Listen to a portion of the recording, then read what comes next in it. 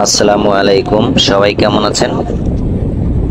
তো বন্ধুরা, আজকে আমি যখন কুড়িগ্রাম থেকে রংপুর মেডিকেলে যাই, ওখান থেকে আসার পথে নৌকাঘাট দিয়ে আবার আমার গ্রামের বাড়িতে আসতে হয়। অর্থাৎ জায়গাটা হলো কুড়িগ্রাম জেলা, কুড়িগ্রাম সদর, মোগলবাচ্চা নৌকাঘাট।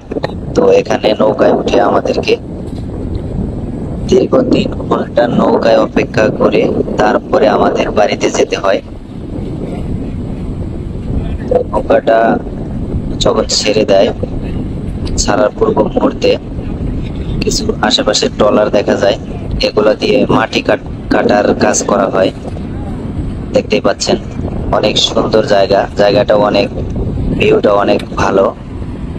তো আমি 10টার সময় নৌকায় উঠেছি, এখন বাসায় পৌঁছিতে দেখা যাক কয়টা বেজে যায়। তো দেখতে দেখতে নৌকাটা ছেড়ে দিল। তো ভিডিওটা আমি আশা করি আপনাদের অনেক ভালো লাগবে, কারণ আপনারা যে যেখান থেকে ভিডিওটা দেখেন না কেন, যদি সবার বাড়ি শহরে হয়ে থাকে তাহলে তো এই সকল দৃশ্য বা এরকম একটা আনন্দ এনজয় উপভোগ কখনোই করতে পারেন না।